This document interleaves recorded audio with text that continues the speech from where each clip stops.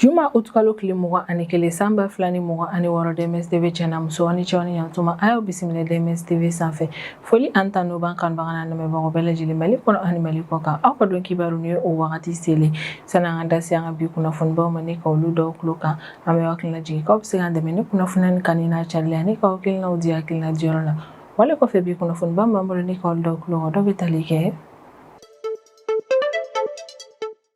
don tɛmɛnenw yɛrɛ kɔnɔna min yɛrɛ kɔni Rusi ka présidence ma olu bɔra ni ka laseli kɛ k'a yira k'a fɔ ko wagati tɛmɛnenw yɛrɛ kɔnɔna ko téléphone na kuma yɛrɛ kɔni tɛmɛna Rusi jamana ɲɛmaa ni o ye Vladimir Poutine ale ni Mali furancɛ fanga ɲɛmaa ni ɲɔgɔn cɛ la ni o ye son excellence le général d'armée Assimi Goïta a kɔni yirala k'a fɔ ko jamana ɲɛmaa fila ni ka kumaw yɛrɛ kɔni kɔnɔna na k'u kɔni da sera Mali lakanako lahalaya ale ni Sahel ni Sahara lakanako lahalaya ma wagati min na i n'a fɔ ko bi wa jamana ɲɛmaa fila ni bɛɛ lajɛlen yɛrɛ kɔni bɛnna kan k'a fɔ k'alisa u bɛn'u cɛsiri ka fɛɛrɛ latigɛ min yɛrɛ kɔni banbaci wale ka o kɛlɛni ka bɔ Mali jamana kɔnɔna na wagati min na i n'a fɔ ko bi ni OCC ni Office Central de Supervision ni ne cakɛda ka Mali jamana kɔnɔna na minnu ka baara bɛn don ɲamafɛn dɔ ni kɛlɛ ma i n'a fɔ bɛɛ lajɛlen b'a kalama cogo min yɛrɛ kɔni OCC cɛdenw halisa olu kɔni cɛsirilen bɛ opération kɛlɛla walasa min yɛrɛ kɔni ɲanimafɛn o kana don Mali jamana kɔnɔna na cogoya la o ko hukumu yɛrɛ de kɔnɔna ko don tɛmɛnenw yɛrɛ kɔnɔna ko min yɛrɛ kɔni Sikaso Office Central de Supervision cɛdenw yɛrɛ kɔni k'olu ye opération ba dɔ yɛrɛ kɔni kɛ ni région kofɔlen kɔnɔna na opération min yɛrɛ kɔni senfɛ u sera ka u bolo da maa dɔ kan u bɛ ka bisiya maa min na k'a fɔ k'a ka bɛrɛ bɛnnen don ɲanimafɛn feereli ma ni région in kɔnɔna na ko bolo dali ma kofɔlen ka fɛnɛ kɔfɛ min yɛrɛ kɔni Sikaso OCC cɛdenw sera ka u bolo da ɲanimafɛn caman fɛnɛ yɛrɛ kɔni kan ma kofɔlen kɔfɛ a wagati min na i n'a fɔ ko bi an ŋununu kumaw yɛrɛ kɔni bɛ ka caya kosɛbɛ Kita région kɔnɔna na k'a yira k'a fɔ ko ni région kofɔlen yɛrɛ kɔni kɔnɔna na ko poison yɛrɛ kɔni kɛli denmisɛnninw kɔnɔ ni k'u faga ko yɛrɛ de kɔni bɛ ka caya yen nɔ o ko hukumu de la a yirala k'a fɔ ko wagati tɛmɛnenw yɛrɛ kɔnɔna na ko pɔsɔni yɛrɛ kɔni kɛra denmisɛnnin fila yɛrɛ kɔnɔ ni région kofɔlen yɛrɛ kɔni kɔnɔna na ko o pɔsɔni min yɛrɛ kɔni kɛra denmisɛnnin fila ni yɛrɛ kɔni kɔnɔ k'a yirala k'a fɔ ko denmisɛnnin fila ni bɛɛ lajɛlen yɛrɛ kɔni bananen don bana cogo jugu la an bɛ wagati min na i n'a fɔ ko bi ko wa sɛgɛsɛgɛli baaraw yɛrɛ kɔni bɛ ka kɛ walasa ni denmisɛnnin ni yɛrɛ kɔni poison kɛr'u kɔnɔ cogo min ka se ka fɛɛrɛ latigɛ ni ka o dɔn ni région kofɔlen kɔnɔna na min yɛrɛ kɔni lakanabaliya yɛrɛ kɔni damada yɛrɛ kɔnɔna halisa an bɛ wagati min na i n'a fɔ ko bi o ko yɛrɛ kɔni bɛ sen na o ko hukumu de la a yirala k'a fɔ ko tarata tɛmɛnen août kalo tile 18 san 2026 ko sifinnaka saba yɛrɛ kɔni bɔnɛna u ni na n ta ka damada yɛrɛ kɔnɔna ni yɛrɛ kofɔlen bɛ Gao région de kɔnɔna na a kɔni yirala k'a fɔ ko ni maa nin yɛrɛ kɔni ni tora nin ko in na ka d'a kan k'u kɔni essence gazi yɛrɛ de kɔni kasa sama o y'a sɔrɔ u tun bɛ kɔlɔn dɔ yɛrɛ kɔni kɔnɔna na fiɲɛ kun tɛ ka don kɔlɔn min yɛrɛ de kɔni kɔnɔna na min yɛrɛ kɔni an ka société malienne de gestion de l'eau potable yɛrɛ kɔni ni o ye SOMAGEP ma olu kɔni kɛ mɛ ni ka alerte kɛ an wagati min na i n'a fɔ ko bi k'a yira k'a fɔ k'olu yɛrɛ kɔni ka baaraw bɛ ka gɛlɛya u bolo Segu région kɔnɔna na kosɛbɛ ka d'a kan ko ni région kofɔlen kɔnɔna na k'olu SOMAGEP ma u ka compteur minnu yɛrɛ kɔni bɛ yen nɔ ko zun yɛrɛ de kɔni bɛ ka na olu ka compteur bɔ ni ka taa ni u ye ko bɛ ka kɛ sababu ye ni ka olu ka baaraw yɛrɛ kɔni gɛlɛya u bolo o ko hukumu de la o kɔni y'a yira k'a fɔ k'u ye lakana tigilamɔgɔw wele ka ban ko sɛgɛsɛgɛli baaraw yɛrɛ kɔni bɛ sen na nin ko in na walasa maa minnu bɛ ka olu ka compteurw suɲɛ ka fɛɛrɛ latigɛ ne ka o maa ninnu dɔn teliya la min yɛrɛ kɔni Nigériya fintigilakaw olu kɔni b'u k'u cɛsiri an bɛ wagati min na i n'a fɔ ko bi banbaci wale jɛkulu mɔgɔw kɛlɛli la togo sugu bɛɛ lajɛlen na jamana in kɔnɔna na walasa min yɛrɛ kɔni Nigériya jamana kɔnɔdenw n'u bololafɛ olu ka lakana ka se ka sabati o ko hukumu yɛrɛ de kɔnɔna araba tɛmɛnen août kalo tile 19 san 2026 min ye Nigériya fintigilakaw olu kɔni bɔra ni ka laseli kɛ k'a yira k'a fɔ ko tarata don août kalo tile 18 san 2026 ko Nigériya fintigilakaw ye opération ba dɔ yɛrɛ kɔni kɛ Katsina État yɛrɛ kɔni kɔnɔna ni yɛrɛ kofɔlen bɛ Nigériya nord-ouest fanfɛla yɛrɛ de kɔnɔna ko Nigériya fintigilakaw yɛrɛ kɔni ni opération min kɛ nin yɔrɔ kofɔlen na opération yɛrɛ kɔni ɲɛna kosɛbɛ ka d'a kan opération in senfɛ min yɛrɛ kɔni Nigériya fintigilakaw olu sera ka otage 14 yɛrɛ kɔni libéré ni ka bɔ banbaci wale jɛkulu maaw bolo n'a yirala k'a fɔ ko banbaci wale jɛkulu maa nin yɛrɛ kɔni kun ye ni otage 14 minɛ wagati tɛmɛnenw yɛrɛ kɔnɔna Katsina État de kɔnɔna na ni kunnafoniba de bɛ an bolo kɔrɔ bi an bɛna minnu walawala aw ye bi don kibaru kɔnɔna na Kasangani Mali lakanako ale ni Sahel ni Sahara region lakanako ya me wagati mina ina foko biya kwani la ka foko don temeno yara konna ko telefone na kuma yara kon temena Russie jamana nyama ni o Vladimir Putin ale ni aka Mali France fanga nyama ni o son excellence le général d'armée Assimi Goïta ko telefone na kuma temena ni ma flan nyon chala telefone na kuma mi yara konna o koni udase Mali lakanako ale ni Sahel yara kon lakanako ma me wagati mina ina foko bi Russie ga presidency ma yara kon ga korofo yara konna kon telefone na kuma mi temena Vladimir Putin ni son excellence le général d'armée Assimi Goïta nyon chala ko telefone na kuma yara kon la nyine kera Mali autorité yara de kon fe ko telefone na kuma yara kon na jamana nyama flan yara kon udase kuma ba mun ma ode bambaji wale keleli ko ye ale ni jenyoya mi yara kon be Mali ale ni Russie nyon chala fer la tigala alisa jenyoya yara kon ka se ga continuer ambe wakati mne na fago bi Russie ga presidency ma yara kon ka korfo la ko telefone na kuma yara kon se fe ko mi yara kon ka Mali France fanga nyama no son excellence le général d'armée Assimi Goïta kale kona ga wali mando kene ga nyeshi Russie ma kadaka ko mi yara kon Russie sanga an wakati ale kon be Mali yara kon deme wala sanga siga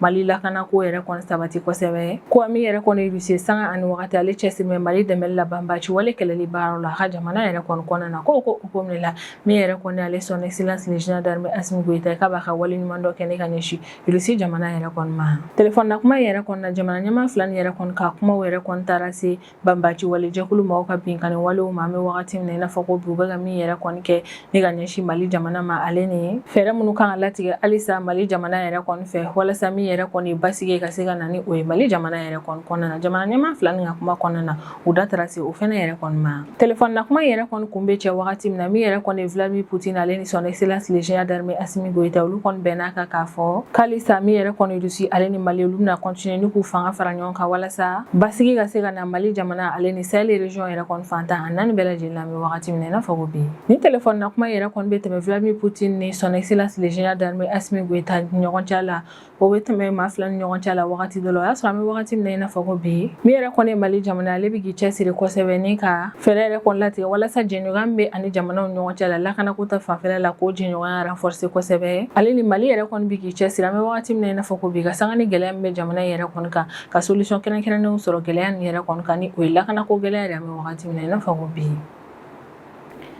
mi OCC ne o office central de stupéfiants ne chakeda ka Mali jamana kono na munu ka bara bendo nyana me fendo ni kelelema ila fo bela jile ba kala ma jugo misanga an wakati OCC chedu yera kon chesri be operation kella jamana infanta nan bela jina wala sami yera koni nyana ma fe o kana do ka Mali jamana kono na tuga shira ko kumnela kala wakati mne na fo ko bi ko mi yera koni siga so office central de stupéfiants ma yera koni ko lu fane chesri be o operation la ni region yera kon konana ko capitaine la sana kuna teganya mo yera kon na ni alere siga so OCC yera kon nyema ye akoni la ka fa ko don temeno yera kon na lega chedon ko chesira le no ka barake ko nyuma kon kela sabeni operation doke operation mi kun chera ni bolo dali kushni o nyana mi no fa o quantité chama yera kon ka siga so region kon nana siga so OCC chedo yera kon ka korofola kon don ko fole yera kon na luma girin doron ni katani operation ke kunya no ko operation yera kon ka ya soro luga sursu keren do yera de kon ye ulu wele ni ga lase uluma ka fo ko ma do yera kon be no kale ka bara yera kon bene do nyana ma fa firli yera de kon mama soni localité la ni yera ko fole yera kon be siga so region de kon na kabine siga so OCC chedo yera kon ye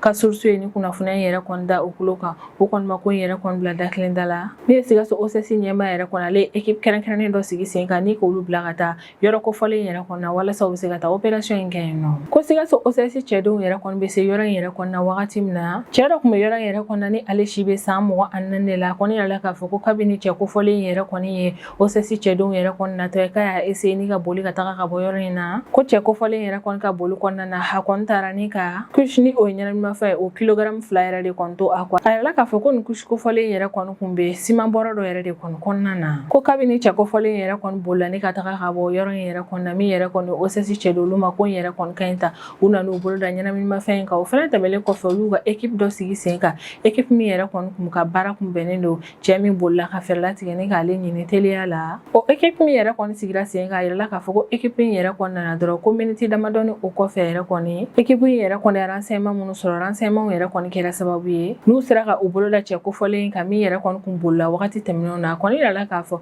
ko wagati min OSS cɛdenw b'u bolo da cɛ in yɛrɛ kɔni kan tuguni o y'a sɔrɔ min yɛrɛ kɔni couché ni o ɲɛnamafɛn o biriki fila wɛrɛ kun bɛ a bolo tuguni ko sikaso OSS cɛdenw yɛrɛ kɔni kɛlen k'u bolo da nin ma kofɔlen yɛrɛ kɔni kan kan bɛ wagati min na i n'a fɔ ko u ye ma kofɔlen bila kiiritigilamaw yɛrɛ kɔni ka bolo kan walasa ma kofɔlen ka se ka jaabi kɛ ne ka ɲɛsin a ka wale jugu ma wa donna nataw yɛrɛ kɔnɔ cɛ kofɔlen ni ɲakili min ka kan ko min ka Mali kiiritigilamaw kɔnɔna na o ɲakili yɛrɛ kɔni da ale kan maa caman kɔni y'a yira k'a fɔ ko ni opération min yɛrɛ kɔni kɛlen filɛ nin ye sikaso OSS cɛdenw fɛ ko opération in kan ka yira maliden bɛɛ lajɛlen la k'a fɔ ko min yɛrɛ kɔni ye OSS cɛdenw ye k'olu yɛrɛ kɔni cɛsirilen bɛ opération yɛrɛ kɔni cɛli la u bɛ opération minnu kɛ walasa ka se ka ɲɛnamafɛn donni kɛlɛni ka bɔ Mali jamana kɔnɔna na ko min yɛrɛ kɔni OSS cɛdenw olu kɔni cɛsirilen don ka fɛɛrɛ bɛɛ lajɛlen latigɛ min yɛrɛ kɔni ɲɛnamafɛn o kana na yala Mali jamana kɔnɔna na togoya si la o ko hukumu de la sanga ani wagati maa nin yɛrɛ kɔni wuli bɛ ni k'u cɛsiri walasa min ɲɛnamafɛn o kana na don jamana kɔnɔna na kuma tɛ k'a fɔ ko jamana kɔnɔdenw yɛrɛ kɔni bɛ a ta ne ka tiɲɛni don an ka kɛnɛya ko yɛrɛ kɔnɔna na an kɔni bɛ wagati min na i n'a fɔ ko bi don laban nin yɛrɛ kɔni na a kɔni yirala k'a fɔ ko min yɛrɛ kɔni ye denmisɛnnin fitinin fila yɛrɛ kɔni ko poison yɛrɛ kɔni kɛli olu kɔnɔ k'o ka fila yɛrɛ kɔni yira wagati laban nin na Kita région yɛrɛ kɔni kɔnɔna na ko don tɛmɛnenw yɛrɛ kɔni na cɛmisɛnnin fitinin dɔ ni a yirala k'a fɔ k'ale si bɛ san 2 yɛrɛ de kɔnɔna ni cɛmisɛnnin fitinin yɛrɛ kɔni bɛ ko fula bɛ quartier yɛrɛ kɔni kɔnɔna na k'a kɔni yirala k'a fɔ ko dɔ yɛrɛ kɔni ye poison de kɛ ni cɛmisɛnnin fitinin yɛrɛ kɔni kɔnɔna na a masurunyala mɔgɔw yɛrɛ kɔni ka kɔrɔfɔ la wa a kɔni yirala k'a fɔ k'an bɛ wagati min na i n'a fɔ ko bi ko cɛnin yɛrɛ kɔni bɛ furakɛlisow yɛrɛ kɔni na walasa ani furakɛli minnu ka kan u ka se ka da ka teliya la cogo min ani ka se ka kisi ko nin wale yɛrɛ kɔni kɔfɛ tarata tɛmɛnen août kalo tile 18 san 2026 Segu Buguni localité yɛrɛ kɔni na a yirala k'a fɔ ko poison yɛrɛ kɔni kɛra denmisɛnnin fitinin dɔ fɛnɛ kɔnɔ yen nɔ ko cɛmanin fitinin dɔ ni ale kɔni si tɛ tɛmɛ san 7 kan k'a kɔni yirala k'a fɔ ko ni cɛmanin fitinin yɛrɛ kɔni ko wagati tɛmɛnenw yɛrɛ kɔni na ko muso dɔ de kɔni ye nɔnɔ di a ma ko nɔnɔ min dira ni cɛnin fitinin ma muso in yɛrɛ kɔni fɛ k'a kɔni yirala k'a fɔ ko bisiyaba ye kɛ nɔnɔ in na k'a fɔ ko fɛn dɔ de kun ɲagaminen don nɔnɔ in yɛrɛ kɔni na ko kabini o wale yɛrɛ kɔni kɛra cɛmanin fitinin yɛrɛ kɔni farigan na k'an bɛ wagati min na i n'a fɔ ko bi ale ka farigan yɛrɛ kɔni juguyara kosɛbɛ f'a yirala k'a fɔ ko cɛmanin yɛrɛ kɔni kan ka na teliya la an ka Bamakɔ de kɔnɔna na walasa ani furakɛli minnu ka kan u ka se ka d'a kan ka d'a kan a mako bɛ furakɛli minnu yɛrɛ kɔni na k'o tɛ ka sɔrɔ u ka yɔrɔw yɛrɛ kɔni na ko bisiyaba kɛ ni muso min na k'a fɔ k'ale ka nɔnɔ in de kɛra sababu ye ni ka ni kungo in yɛrɛ kɔni se cɛnin yɛrɛ kɔni ma k'an bɛ wagati min na i n'a fɔ ko bi ko muso kofɔlen yɛrɛ kɔni bɛ polisiw ka bolo kan walasa u ka se ka sɛgɛsɛgɛli baaraw kɛ n'a sɔrɔ muso in nɔ bɛ ko in na walima n'a sɔrɔ a nɔ t'a la ka fɛɛrɛ latigɛ ka o bɛɛ lajɛlen dɔn k'an kɔni bɛ wagati min na i n'a fɔ ko bi min yɛrɛ kɔni Kita lakana tigilamɔgɔw olu bɛ sɛgɛsɛgɛli baaraw la région yɛrɛ kɔni kɔnɔna na walasa nin denmisɛnnin fitinin fila nin yɛrɛ kɔni poison sera ka kɛ olu kɔnɔ lahalaya min na ka se ka fɛɛrɛ latigɛ ka o bɛɛ lajɛlen dɔn ale ni maa minnu nɔ bɛ nin ko in na ka olu minɛ teliya la walasa u kana ɲɔgɔnna walejugu kɛ ka ɲɛsin denmisɛnnin wɛrɛw ma région yɛrɛ kɔni kɔnɔna na an kɔni bɛ wagati min na i n'a fɔ ko bi min yɛrɛ kɔni lakanabaliya ye damada yɛrɛ kɔni na k'o tɔ yɛrɛ kɔni bɛ ka juguya kosɛbɛ ka d'a kan a yirala k'a fɔ ko tarata tɛmɛnen août kalo tile 18 san 2026 ko sifinnaka 3 k'olu yɛrɛ kɔni ni tora n ta ka damada yɛrɛ kɔnɔna na ni nin yɔrɔ kofɔlen bɛ Gawo région de kɔnɔna na ni sifinnaka 3 nin yɛrɛ kɔni ka saya yɛrɛ kɔni kɔfɛ sɛgɛsɛgɛli baara minnu yɛrɛ kɔni kɛra o sɛgɛsɛgɛli baaraw kɔni y'a yira k'a fɔ ko ɲani sifinnaka 3 nin yɛrɛ kɔni ka sa ko y'a sɔrɔ u kun donna kɔlɔn dɔ yɛrɛ de kɔni kɔnɔna na kɔlɔn min yɛrɛ kɔni na fiɲɛ donni man ca yen kosɛbɛ ni kɔlɔn in yɛrɛ kɔni koronen don kosɛbɛ ko sifinnaka 3 nin yɛrɛ kɔni donnen kɔlɔn in yɛrɛ kɔni kɔnɔna na k'u ye essence gazi yɛrɛ de kɔni sama o wale yɛrɛ de kɔni kɔfɛ o bɔlen min yɛrɛ kɔni sifinnaka 3 nin olu kɔni bɔnɛna u ni na ko sifinnaka 3 nin ka saya yɛrɛ kɔni kɔfɛ k'u su taara teliyara ni ka taa n'a ye Gawo région yɛrɛ kɔni kɔnɔna na ko araba tɛmɛnen août kalo tile 19 san 2026 sifinnaka 3 nin yɛrɛ kɔni ka sudon kɛra o ko hukumu yɛrɛ de kɔni na nin yɔrɔ in na an bɛ dugawu kɛ banbagatɔ ye k'Ala ka badabada dali nɔgɔya u ye an bɛ tila ka welemada kɛ ka ɲɛsin maliden bɛɛ lajɛlen ma k'a yir'u la k'a fɔ ko min yɛrɛ kɔni ye damadaw ye ko lakana tɛ nin yɔrɔ kofɔlen na o yɛrɛ de kɔni na a ka kan n'u b'u ka sanubɔ baaraw kɛ nin yɔrɔ in na u k'u hakili to u ka lakanakow la kosɛbɛ mi yɛrɛ kɔni ka société malienne de gestion de l'eau potable yɛrɛ kɔni ma o ye ni o ye SOMAGEP an bɛ wagati min na i n'a fɔ ko bi olu kɔni bɛ ka alerte yɛrɛ kɔni di k'a yira k'a fɔ k'olu yɛrɛ kɔni ka baaraw bɛ ka gɛlɛya u bolo Segu région kɔnɔna na kosɛbɛ ka d'a kan k'olu ka compteurs yɛrɛ kɔni suyɛnni marque la localité ani yɛrɛ kofɔlen bɛ Segu région kɔnɔna na ko ko in yɛrɛ de kɔni bɛ ka caya an bɛ wagati min na i n'a fɔ ko bi SOMAGEP maaw ka agence min yɛrɛ kɔni bɛ Segu région yɛrɛ kɔni kɔnɔna na o ɲɛmaa ka kɔrɔfɔ la k'an bɛ wagati min na i n'a fɔ ko bi k'olu ka compteurs yɛrɛ kɔni suyɛnni marque la localité la k'o bɛ ka caya kosɛbɛ ko août kalo daminɛ ni sisan cɛ an bɛ wagati min na i n'a fɔ ko bi k'olu ka compteur min yɛrɛ kɔni suyɛnna k'o ka ca ni compteur 50 yɛrɛ kɔni an bɛ wagati min na i n'a fɔ ko bi nka agence yɛrɛ kɔni ɲɛmaa kɔni y'a yira k'a fɔ ko olu kɔni taara kunnafoniya in da lakana tigilamɔgɔw tulo kan ka ban ko an bɛ wagati min na i n'a fɔ ko bi ko min yɛrɛ kɔni lakana tigilamɔgɔw olu ye sɛgɛsɛgɛli baaraw yɛrɛ kɔni dayɛlɛ walasa maa minnu yɛrɛ kɔni bɛ ka SOMAGEP maaw ka compteur suyɛn ka fɛɛrɛ latigɛ ni ka o maa nin yɛrɛ kɔni dɔn teliya yɛrɛ kɔni na nka min yɛrɛ kɔni SOMAGEP maaw y'a yira k'a fɔ ko nin ko in yɛrɛ kɔni bɛ ka degun se olu ma kosɛbɛ ka d'a kan k'u ka compteur yɛrɛ kɔni suyɛnniw yɛrɛ kɔni bɛ ka caya marque la localité la ni nin yɔrɔ kofɔlen bɛ Segu région de kɔnɔna na sisan an bɛ tɛmɛ n'an ka jamana kɔfɛ kibaruyaw ye o kɔnɔna na an bɛ taa Nigéria jamana kɔnɔna na mi yɛrɛ kɔni Nigéria fintigilakaw yɛrɛ kɔni an bɛ wagati min na i n'a fɔ ko bi olu kɔni cɛsirilen bɛ opération yɛrɛ kɔni kɛli la jamana in fantan naani bɛɛ lajɛlen la walasa min yɛrɛ kɔni ye banbaaci wale jɛkulu ale ni bandi marimafɛntigiw yɛrɛ kɔni ka fɛɛrɛ latigɛ ni ka dankari ni man ka walejuguw la u ka jamana kɔnɔna na o ko hukumu de la araba tɛmɛnen août kalo tile 19 san 2026 min yɛrɛ kɔni Nigéria fintigilakaw olu kɔni bɔra ni ka lasili kɛ k'a yira k'a fɔ ko don tɛmɛnenw yɛrɛ kɔnɔna na ko min yɛrɛ kɔni Nigéria fintigilakaw yɛrɛ kɔni k'olu sera ka dɛmɛ don ni ka ɲɛsin maa 14 ma k'u ye dɛmɛ don ni ka ɲɛsin ni maa 14 ma ko maa 14 yɛrɛ kɔnɔna 8 o ye muso de ye ko b'a yira la k'a fɔ ko don tɛmɛnenw na ko ni maa 14 yɛrɛ kɔni kun minɛna banbaaci wale jɛkulu maaw de fɛ Katisina État kɔnɔna na ni yɛrɛ kofɔlen yɛrɛ kɔni bɛ Nigéria nord-ouest yan fanfɛla yɛrɛ de kɔnɔna Nigéria fintigilakaw yɛrɛ kɔni ka kɔrɔfɔ la ko opération Fasa Yama ko hukumu yɛrɛ kɔni kɔnɔna na Nigéria fintigilakaw yɛrɛ kɔni ka kɛlɛkɛcɛ minnu yɛrɛ kɔni cɛsirilen bɛ o baara in yɛrɛ kɔnɔna Nigéria nord-ouest yan fanfɛla la k'olu yɛrɛ de kɔni sera ka ni maa 14 ni yɛrɛ kɔni libéré ko wa ɲani Nigéria fintigilakaw ka se ka ni maa ni yɛrɛ kɔni libéré o y'a sɔrɔ ni ye Nigéria fintigilakaw yɛrɛ kɔni olu kun ye opération belebeleba dɔ de labɛn ni ka ɲɛsin banbaaci wale jɛkulu maaw yɛrɛ kɔni ma Sabuwa zone kɔnɔna na ni yɛrɛ kofɔlen bɛ Katisina État yɛrɛ de kɔni kɔnɔna na Nigéria fintigilakaw ka kɔrɔfɔ la u ka nin communiqué in kɔnɔna na ni o carila arabadon août kalo tile 19 san 2026 u y'a yira k'a fɔ ko Nigéria fintigilakaw yɛrɛ kɔni ni opération in kɛ tarata don de août kalo tile 18 san 2026 ko wa ɲani Nigéria fintigilakaw ka ni opération in kɛ o y'a sɔrɔ u ye kunnafoniya dɔw sɔrɔ kunnafoniya minnu kɔni y'a yiru la k'a fɔ ko min yɛrɛ kɔni banbaaci wale jɛkulu maa dɔw yɛrɛ kɔni ye k'olu bɛ déplacement yɛrɛ kɔnɔna na k'u ka déplacement yɛrɛ kɔni kɔnɔna na ko otage dɔw bɛ u bolo ko b'a yira la k'a fɔ ko banbaaci wale jɛkulu maa ninnu kun b'u ka déplacement yɛrɛ kɔni kɛ Modasi kungo yɛrɛ de kɔni kɔnɔna na ko Nigéria fintigilakaw kelen ni ka ni kunnafoniya in de sɔrɔ o de kɔfɛ u sɔrɔla ka opération in yɛrɛ kɔni labɛn ko kabini ni kunnafoniya in yɛrɛ kɔni sera Nigéria fintigilakaw yɛrɛ kɔni ma ko min yɛrɛ kɔni ye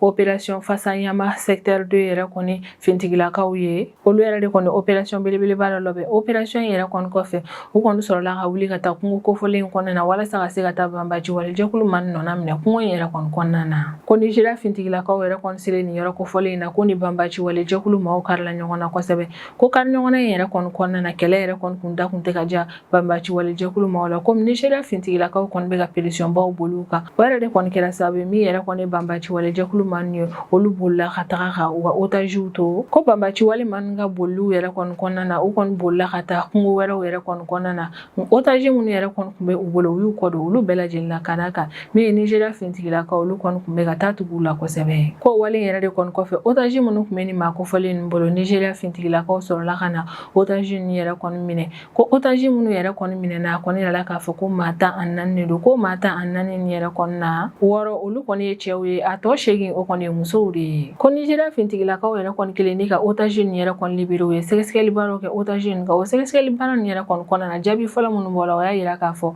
ko min yɛrɛ kɔni ni otage kofɔlen ninnu ye ko banbaaci wale jɛkulu maaw ye olu yɛrɛ kɔni minɛ localité caman de kɔnɔna na ni o localité ninnu ye Dandume Bakori ale ni Funtua localité yɛrɛ de kɔnɔna ni nin yɔrɔ nin bɛɛ lajɛlen yɛrɛ kɔni bɛ Katisina État yɛrɛ kɔni kɔnɔna na k'a kɔni yira la k'a fɔ ko banbaaci wale jɛkulu maa ninnu yɛrɛ kɔni ye otage ninnu minɛ ni localité ni yɛrɛ de kɔnɔna ko otage ni yɛrɛ kɔni libéré yɛrɛ kɔni kɔfɛ min ye Nigeria fintigilakaw ye u ye otage ni bɛɛ lajɛlen di Katsina autorité locale yɛrɛ kɔni ma walasa otage ni yɛrɛ kɔni mago bɛ fɛn mun na u ka se ka di olu ma ale ni ka fɛrɛlatigɛ otage ni yɛrɛ kɔni ka se ka segin ka taa u ka denbayaw yɛrɛ kɔni cɛla an bɛ wagati min na i n'a fɔ ko bi Nigeria fintigilakaw ye ni opération min yɛrɛ kɔni kɛ o opération in commandement yɛrɛ kɔni ka kɔrɔfɔ la ko ni opération yɛrɛ kɔni kan ka yira Nigeria jamana kɔnɔden bɛɛ lajɛlen la k'a fɔ ko Nigeria kɛlɛkɛcɛ minnu cɛsirilen bɛ Nigeria nord-ouest yan fanfɛla la k'olu yɛrɛ kɔni ka teli u ka jaabiw kɛli la ka ɲɛsin banbaci wale ni bandi banamafɛntigiw ma ko a wale in kan ka yira Nigeria jamana kɔnɔden bɛɛ lajɛlen la k'a fɔ ko min ye Nigeria fintigilakaw ye k'u kɔni cɛsirilen bɛ ka fɛɛrɛ bɛɛ lajɛlen latigɛ min yɛrɛ kɔni banbaci wale jɛkulu maaw ye